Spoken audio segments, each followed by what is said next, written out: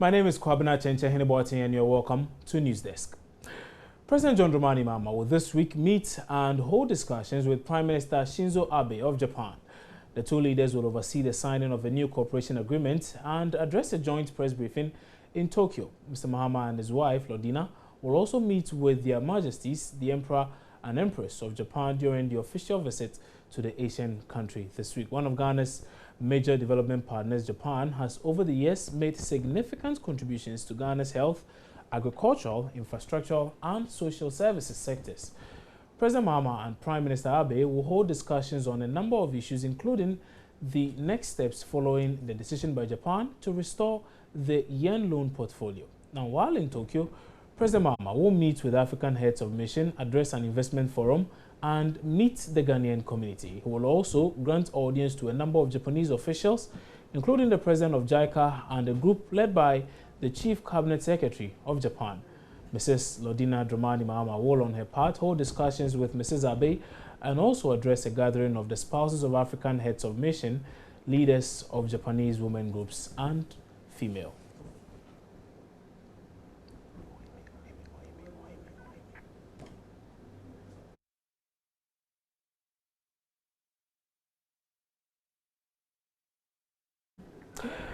To the Ashanti region now, where betting company supabets has begun settling controversial wins after it offered to pay patrons in Kumasi 35% of the value of claims after initial resistance.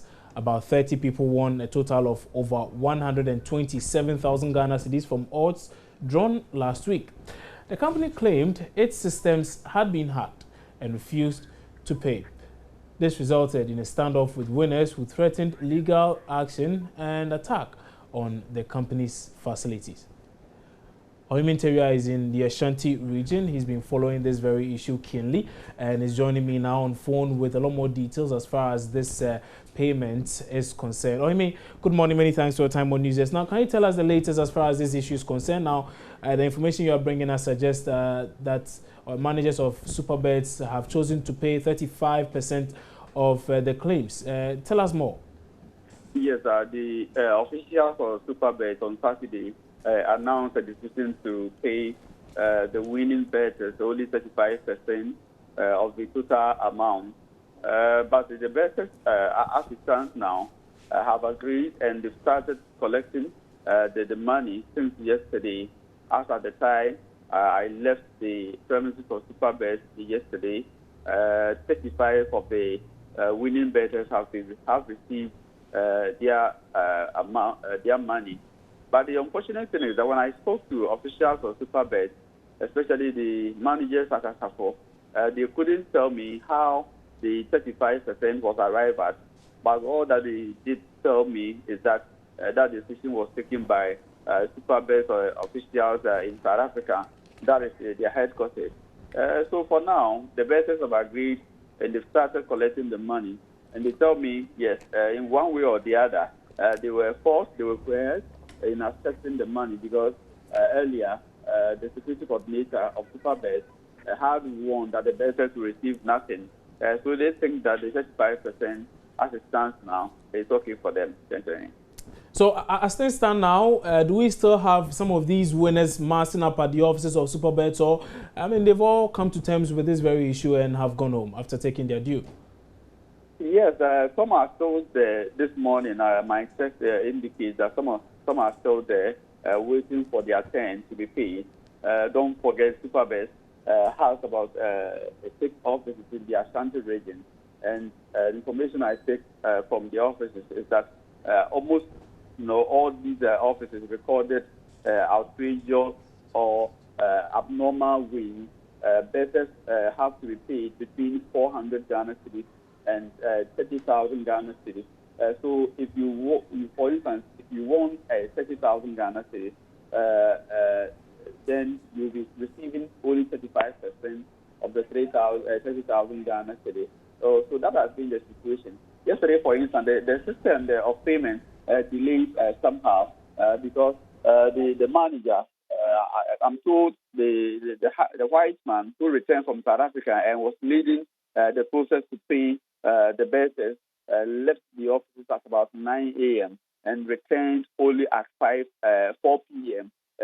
actually delayed the payment, and that is why they've not been able to cover all the bettors. So as we speak now, this morning, some are still anticipating that they will receive their portion of the win. Officials of supabets, have they in any way been speaking of ways to ensure this thing that happened does not recur? Yes, for supabets, they are still arguing. They argue that the odds that were advertised or published are still wrong odds.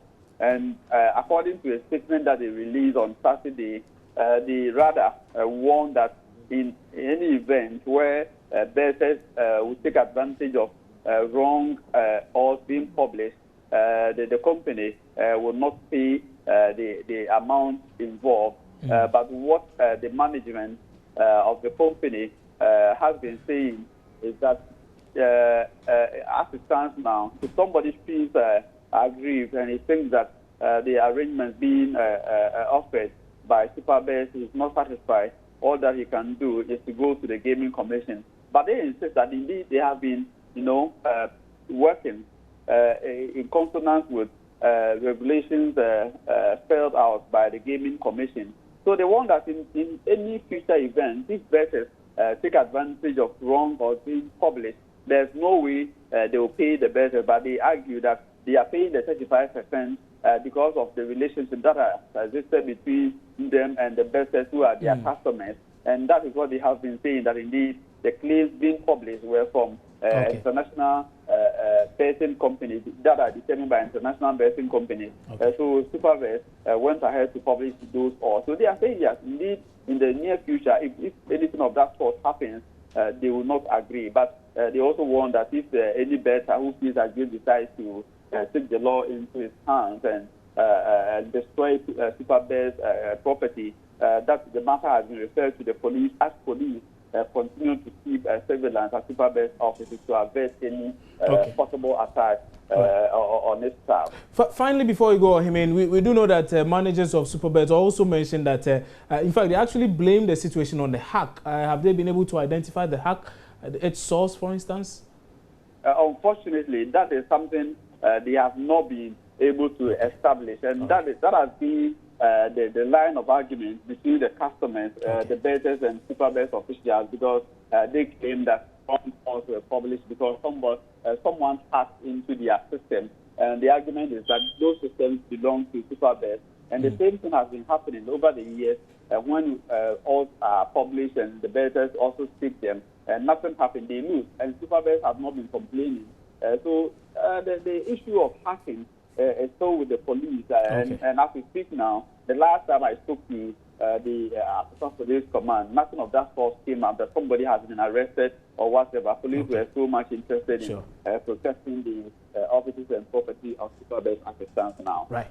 Ohimi, many thanks for that update here on Newsdesk, and that was our Ashanti Regional Correspondent Ohimi Terry bringing us a lot more as far as that issue of a number of bettors who place, depending on the odd, place some monies into the bets and won huge sums of money. But then the supabets company, that's the betting company, came out and said, well, their system was hacked, and as such, they were not going to be able to fulfill their side of the bargain by paying such amounts of money. Well, they have now reached a consensus. They've decided to pay 35% of the claims, and according to our reporter, they have begun making the payments.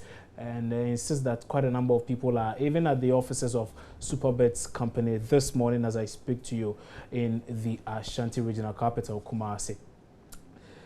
Now, the Public Utility and Public Services Workers Union have adopted a joint resolution asking government to list ECG on the Ghana Stock Exchange instead of privatizing it. The workers say the commitment to privatize has been based on untruths, faulty logic, misinformation and deception. Benny Sabubedu has more. The workers emphasized the point the government's indebtedness to ECG running into several millions of dollars is what has led to the near financial collapse of the company.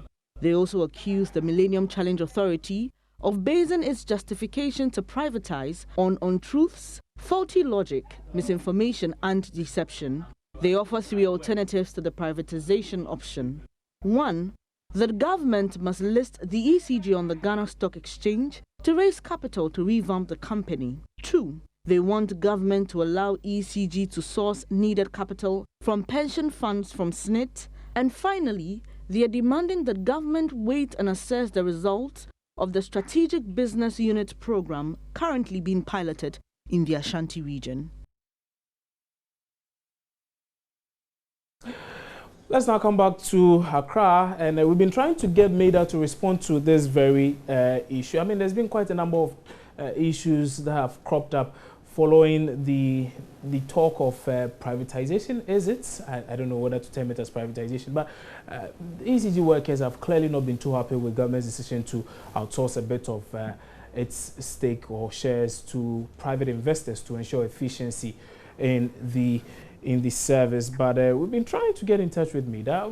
Well, the last time I spoke to them, what they did tell us was that they will be coming up with a press conference in a short while. I don't know whether that will be today or tomorrow, but they're just saying they will be coming up with a press conference very soon, and then they'll be addressing all these issues. This morning I've been trying again to get them to respond to some of the issues, but I've been unsuccessful so far. So we'll still keep our eyes on this and bring you a lot more updates and when we do have it. But to some information we are gathering, and it suggests that yesterday, I'm sure you do know about the unemployed nurses who picketed some time back and demanded government gets them into service, gets them to work. Well, what we do know is that they've now been officially cleared, and they were given letters to be sent to some of these agencies that were going to recruit them into the system. Now, what we do know is that for those who were sent over to the Kolebu Teaching Hospital, for instance, they were turned away.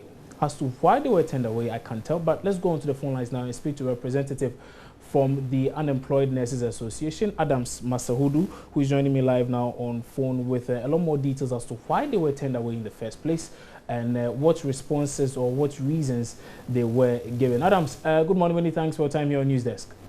Good morning, your listeners. Right. If you could speak up a bit for me, I'll be very grateful. But tell us a lot more about what happened. So the information we have suggests that yes, you've been given the clearance, you've been given the go-ahead, and that government is starting the process of absorbing you into the system. So how come some of you were pushed away? That is the problem we are all contemplating with. Earlier, that we had the information that has been absorbed, and my posting is at Kolebu. That was on Thursday, and I'm at Upper West, specifically. So I have to now get myself prepared and get to Accra. I got to Accra yesterday in the morning, and I got to Kolebu. Information reaching me was that Kolebu indicated that they have exceeded the required number that they needed. And so they couldn't absorb us. So I said, okay, they should come down. When I get to Kolebu, I will get to the HR myself. So fortunately, I was able to get Mr. Ahin, who is the Deputy Director for HR. And I would say we had cordial conversation and relationship. We spoke at length, and what he indicated was that actually they have exceeded the number that they needed, but they would take those who were present, they will take our list and see what they could do about it. And actually, that was what happened. And so, if we're also worried and frustrated, because if I'm traveling all the way from Upper West to here, my lord alone to Accra is almost 100 Ghana cedis. In and out, that's 200 Ghana cedis minus my feeding and other things, accommodation. And so, if I could get here and what I'm coming here to do is not. Adams, are you still online? Okay, we seem to have lost Adams Masahudu on the line there. We'll try and rework the line and bring him back so he can tell us a lot more about what really the situation is. But from the little I gather from what he said, it suggests that, well, himself and quite a number of other colleagues traveled from far and near just to get to the Kolebu Teaching Hospital and present their slips so the process begins for their recruitment. But unfortunately, they were turned away with the response that, well, the cap had been reached or so. But I'm not too sure whether that's the same situation for all others. But let's go to the Ministry of Health now and speak to the Public Relations Officer for that institution. And joining me now on phone is Tony Goodman with some answers, I suppose, to as far as this very issue is concerned. So, Tony, good morning. Many thanks for joining us, sir. My pleasure, my brother. So, what really happened? How come some persons essentially had their registration details taken and are currently being taken into the system, and others were asked to hold on because the cap, the facility had reached its cap or so? Does this warrant media discussion? Does this mean that somebody must go to a radio station or a TV station to speak to them about this issue? No. You think someone has been unemployed for so long and he's at home, and then you give him the all clear to come back? Denied of employment anywhere. All of those things are things created by them, and it's been hyped by the media. And after getting the job, because they enjoyed the media discussion, they've come back to the media to come and talking about job you've already gotten. You went there, they said go back to the media. We invited you to we've taken your details. We said, okay, we'll repost you to a different institution. So where is the media discussion, the hula baloo I have been posted, and I'm frustrated. You see, we have to up the game a bit. If we continue doing this every morning, if I feel like I'm a worker in any institution, I can go on radio station and start talking because the radio will give me or the TV station will give me the opportunity to come and talk. It's bad. If Kolebu is already in the media and you are getting a worker to come and work in that institution, and he has also come with that media enthusiasm, would that inure to the benefit of the patient? But let me go straight to your the topic for discussion. Yes, they were posted to Kolebu based on the number we got from Kolebu. Because before institution, we have to know the requirements of that institution. We got the requirement, we posted them there. They went and the Kolebu said, okay, the number of people we requested for, we think was too much. We've already exhausted our list. So just go back to the ministry and the ministry will repost you. You said no, because I've been posted here, you have to employ me by all means. So I got a hint of it. So we asked them to come to the ministry. We cordially gave them room for them to check their list. We took their details and asked them to go, that we were going to call them. It was cordial when we got a hint of it. As well as if somebody was stranded, nobody minded them. No, so that's your position. You are saying they were not stranded. Now they are saying they were stranded. I mean, for Masaudu, whom we just spoke to, he left the Upper West region to come to the Greater Accra region. Now, who knows? He's been unemployed for a very long time. For instance, if he had with him 100 Ghana cedis, he should have exhausted the money by now. How do you expect him to go back? He wasn't called by the institution. He got, he heard that he was being posted to Kolebu, so he drove to Kolebu to work. Yes, so those who were called were people Kolebu wanted to pick up. If we have clearance for you, no matter what, you be employed. So Kolebu were calling people systematically, giving them forms to fill, going through the process. And they find out that, yes, I have been posted to Kolebu, but I've not been called, so let's rush to Kolebu and wait. Okay, so you hold on. Let me find out from Masaudu whether or not that's the case. Masaudu, how come you found yourself in Accra yesterday? What happened? I would say good morning to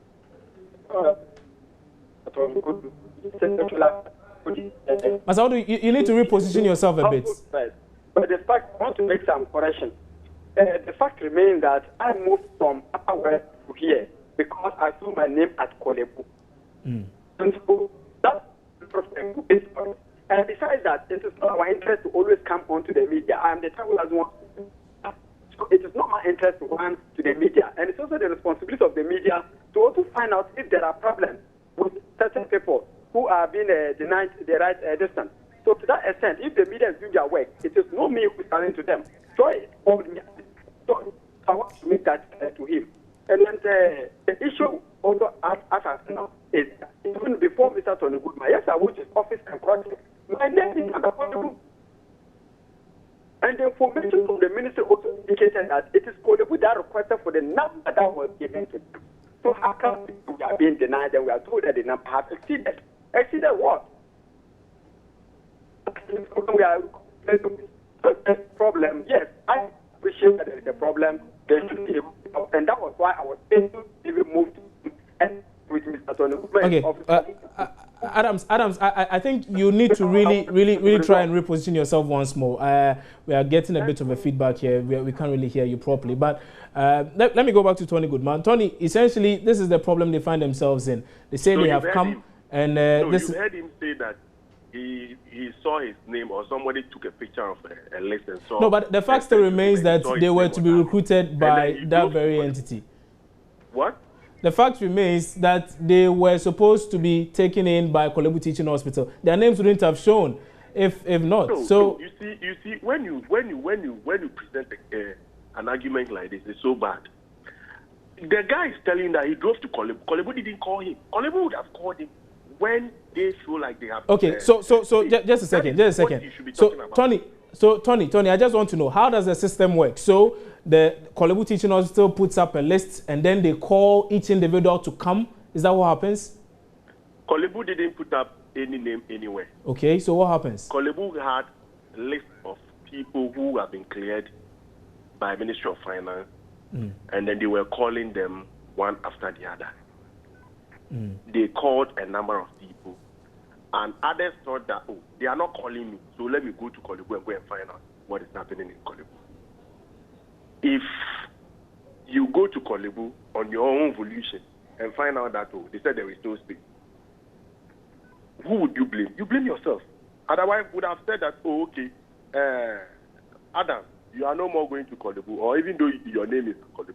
Okay, no so Tony, I'm finding it difficult to reconcile a few things here. So you have given Kolebu a list to work with. According to that list, I'm supposed to be recruited by Kolebu. So the mere fact that Kolebu has not called me does not mean I can't go there to check. So I have come there. And because my name happens to be part of that list. The list. master list itself, his colleagues and others are checking the list from the ministry. They came to check their names from the Ministry of Health and not Kolebu. Okay, so I check from the ministry and I'm supposed to be recruited at Kolebu. After going to Kolebu and claiming that you were stranded, you came back to the ministry to go and check where you were posted. Others were not posted to Kolebu, but they were there. Yesterday when they went through the list, they realized that they were not even supposed to go to Kolebu. Okay, so let's deal with the issue at hand. The issue we have now is that at least one person we know was posted to Kolebu, went to Kolebu, and was turned away. That is an internal issue we will deal with. That is an internal issue the Ministry of Health will take up and deal with, because they've come to the ministry, we've taken their details. So the ministry will deal with that. So that is what I'm saying, that we should not. Okay, so essentially the ministry is handling the situation. That's what you want to put out. Tony? Yes. So essentially all you are saying is that the ministry is handling this challenge. Yes, we are on top of. What exactly are you doing about it? Ask him what we are doing about it.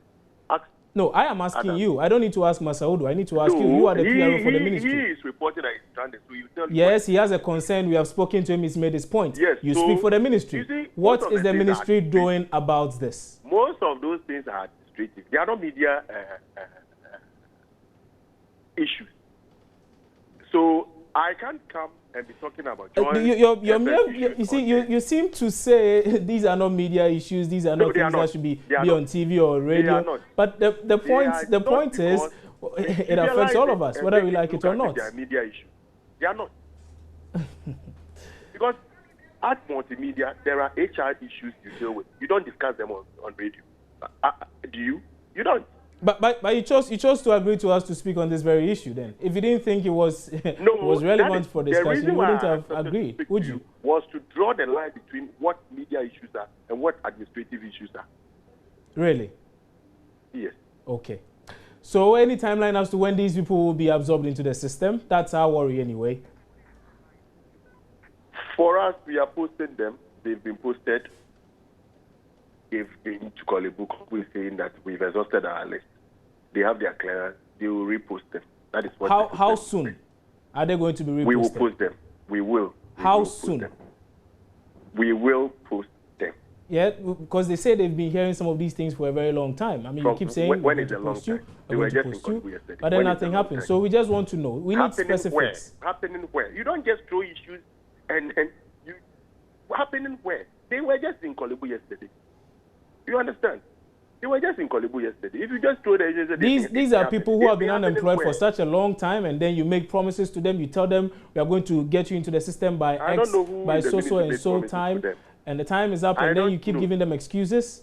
Nobody in the ministry made any promise to them and failed. Ask them. I see. They were promised that they were going to be employed. Yes, they are going through the process for them to be employed. But so you still do not know when exactly they are going to be reposted. When exactly they are going to be what? When exactly they are going to be reposted? I said they will be posted. No, but I'm asking, is it that you do not have information as to when exactly that is not for you to know. It's not a media issue I keep telling. I see. Tony Goodman, many thanks for your time on News Desk this morning. Tony Goodman speaks for the Ministry of Health, and he's been trying to, he's been attempting an explanation, even though that explanation is not so tangible. But let's find out from Masaudu. Let's get his take on this issue as well. Masaudu, so this is the explanation being given by the Ministry of Health. Are you at all satisfied? They are saying they're going to post you anyway, so I guess that should put the issue to rest, right? Yes, we'll be patient with them, but say satisfied. We can never be satisfied. If I should travel all the way from Upper West to here, I don't think I'll be ever satisfied. Considering the cost, I'm unemployed, find it difficult to even get my daily bread, and I have to raise that amount of money coming to Kolebu. It is not because I got up on my own position. That's why I have a problem with Mr. Tony. If there is a problem with the system, let's agree that there's a problem with the system, and let's all collectively find a way of addressing the system. But in order to blame it on we, the poor ones, at times mostly unfortunate, because I did not just get up. I saw my name on the list. I went to check office at Upper West Region, and my name was under Kolebu. So it is now left on to me to come, because if I did not come and find out that there is a problem, what that means is that I will be left out, because as at yesterday in the morning, they were not aware that there was a problem until the media reported it, and until when I got to his office that he went through. And I can also still state that... So you are saying he, Tony Goodman, was not even aware of the situation? Yes, he was not aware of the situation until we reported to them. And until when it was broke at TV3, three people were at Kolebu. And they could attest to what I'm saying. Okay. They interviewed us, and we gave our side of the story.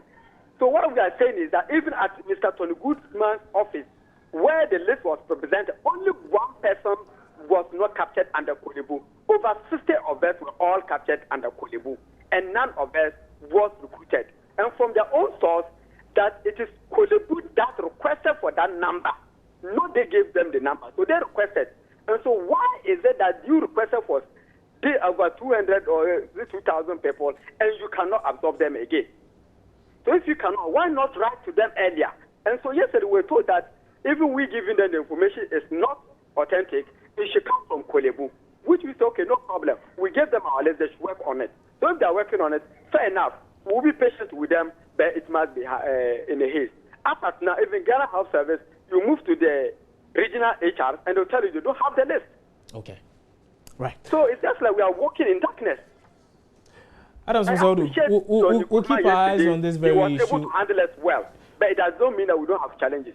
Indeed, indeed. We will monitor this issue, and we just hope that the ministry is able to resolve this quickly for yourselves and indeed for all of us.